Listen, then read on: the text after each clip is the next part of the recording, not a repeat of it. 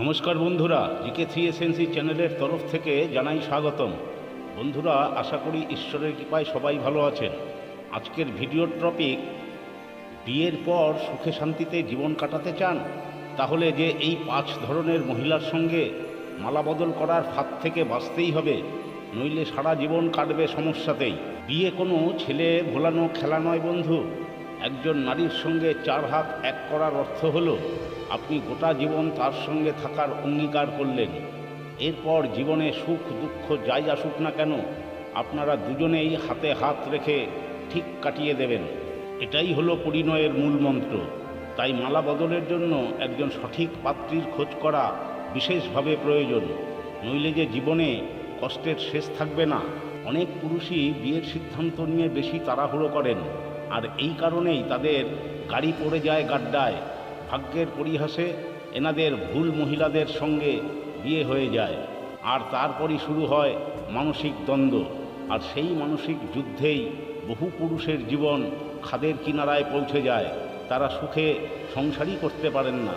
তাই বিয়ের আগে থেকেই প্রত্যেক পুরুষকে পাত্রী নির্বাচনের জন্য ভীষণ রকম সতর্ক থাকতে হবে। এক্ষেত্রে আগামী দিনে সম্পর্কে চিড় ধরতে পারে এমন মহিলাদের এড়িয়ে যাওয়াটাই বুদ্ধিমানের কাজ। ভাবছেন কারা তারা? সেই উত্তর জানতে যে আপনাকে পুরো ভিডিওটি দেখতেই হবে।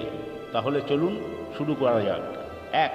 সমস্যার নাম ইনসিকিউরিটি। প্রত্যেক স্ত্রী তার স্বামীর কাছে সম্পর্কের নিরাপত্তা আশা করেন। এটা হলো দাম্পত্যের প্রাথমিক শর্ত। তাই এই নিয়ে বেশি বিচলিত হওয়ার কিছু নেই। তবে কিছু কিছু মহিলা আবার সম্পর্ক নিয়ে অহেতুক অনিশ্চয়তায় ভোগেন। তাদের মনে সারাক্ষণ নেতিবাচক চিন্তা চলে।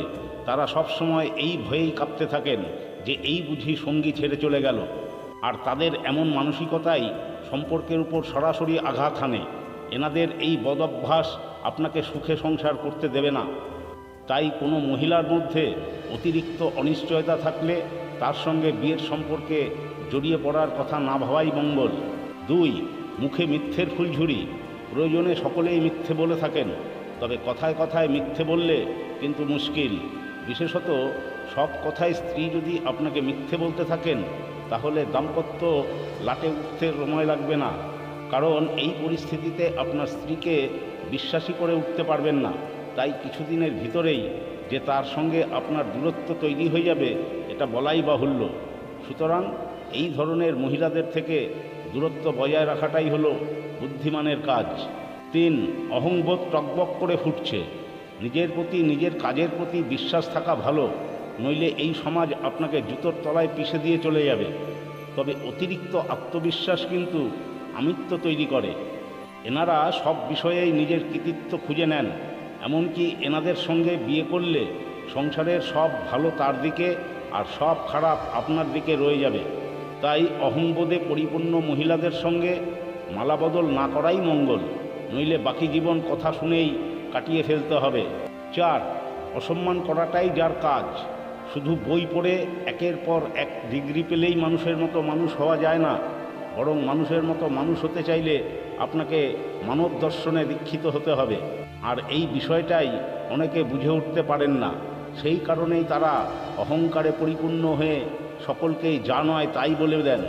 এমনকি তারা গুরুজনদেরও ছেড়ে কথা বলেন না। তাই এমন গুণবতী মহিলার সঙ্গে বিবাহ বন্ধনীতে জড়িয়ে পড়লে যে আপনার জীবনে বিপদের শেষ থাকবে না, এটা বলাই বাহুল্য। 5. অনেকের সঙ্গে সম্পর্ক। অনেক মহিলাই একই সময়ে অনেকের সঙ্গে সম্পর্কে জড়িয়ে পড়েন।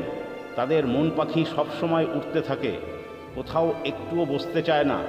তাই এই ধরনের মহিলারা যতই সুদর্শন ও মিষ্টভাষী হন না কেন, তাদের থেকে দূরত্ব বজায় রাখাটাই বুদ্ধিমানের কাজ, নইলে আপনি সংসারে কোনো দিনই সুখী হবেন না। কারণ বিয়ের পরেই যে এনাদের মতিগতি সম্পূর্ণ বদলে যাবে এমন তো নয়। তাই আগামী দিনে বড়সড় বিপদে পড়ার আশঙ্কা তৈরি হবে। সুতরাং এখন থেকেই সাবধান হন। আজ এ পর্যন্তই। এই ধরনের ভিডিও পেতে চ্যানেলের সঙ্গে থাকুন। আপনারা সবাই ভালো থাকুন ও সুস্থ থাকুন। ধন্যবাদ।